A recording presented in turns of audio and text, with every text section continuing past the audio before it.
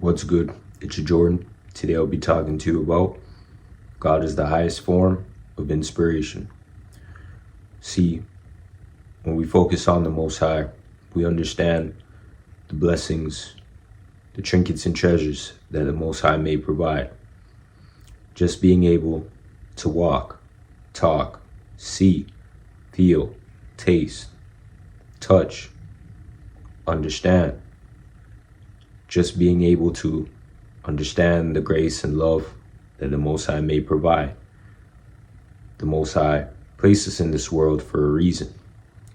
When we understand passion and purpose that the Most High has placed on our lives, we can move on, we can learn, and we can find grace in knowing that God provides us the ability to know Him, to understand Him, and the ability to serve Him. See, in this life, we may not do what we're supposed to do, but God still provides us mercy. God still provides us love to make a change. When we understand this, we have to understand that He is the highest. When we look in this world, this fallen world, just God providing us the perspective to see the animals that He's created, for us to see the different weather changes that He's made, just for us to see different locations in the world, just for us to see the inventions that man has created, that God placed those ideas on man to create these inventions. We have to understand these things. This earth and this life that God created, the creations in it, is important. Without that perspective, we misuse our blessings and our grace. Just being able to understand that each and every day, God provides the ability for us to wake up, to see the sun rise and to see the sun set. Just for us to be able to breathe. Just for us to be living organisms in this life. Many weren't introduced to this life, but you were chosen. You were picked to be on this earth today. That is God seeing something in you that you may not have saw in yourself. Just for you to be able to coordinate yourself in a way that inspires others. That is God doing that. Nothing in this life that is done positively is done with self. We have to understand this, and when we understand this, we move with grace. See, when we're self-absorbed and we feel that we can make ourselves our own gods and our own idols, we destroy the fact that God created us. We destroy the fact that God provided us grace. We destroy the fact that God provided us mercy until we are snapped back into that reality. And at every given moment, we can be snapped back into that reality. So if we don't live humbly under God, meaning we understand and identify that God controls everything, even us, then we may have to be snapped back into that reality. But if we live understanding that God controls everything, then God is able to provide us the blessings and understanding that we need to move on in this life. Nothing that is done in this life can be done without God.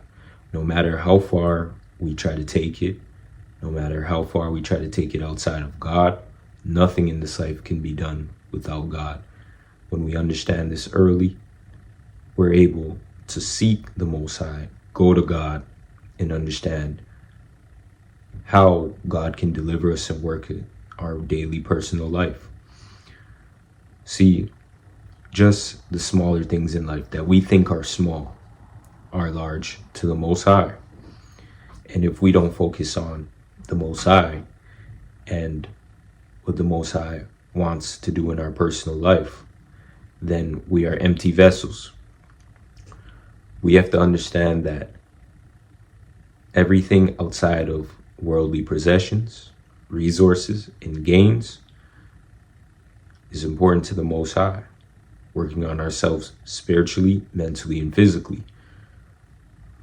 We have to understand that since we live in a fallen world, we need monetary gains and resources in order to pay our bills, in order for us to put food on the table, in order for us to have clean drinking water, electricity, heat, a shelter to live in, quote unquote, a home, and just transportation and other things. But even with transportation, you could just walk and still be fine, or use public transportation to get from here and there.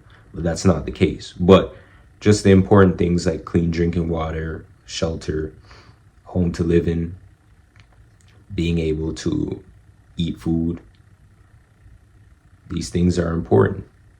And when we misuse our blessings and we don't understand that these things are important, we don't understand that working on these components are important, then we lose sight and we lose faith. Yes, we can have resources, but if we don't have other components in order that God provides us to work on, our faith, our strength, forgiveness, and our understanding, and how we can be more stronger in the faith, then what are we really doing in this life? You know, when you understand that God is the highest form of inspiration, you start to serve God and look at God as the one that controls everything. Many times we may stray away from God's light because we may have situations in this life that we feel that God didn't see, God didn't work through, God didn't harm that person because that person may have done something to us terribly. But I can rest assured that God sees everything, God knows everything, and you may not have known. God may have dealt with that person, with that situation, but you may have not saw it happen in real time, but you feel that God isn't working. Listen, God controls everything. God sees everything, and God works differently from us. We have to understand that we may have done things to other people that God provide us mercy when we've done those things. So we have to understand across the board that God provides people mercy and grace until they take God's kindness for weakness. When you take God's kindness for weakness, then God shows you that he's not something to be played with. So let's look at this world from a perspective of love, grace, and understanding.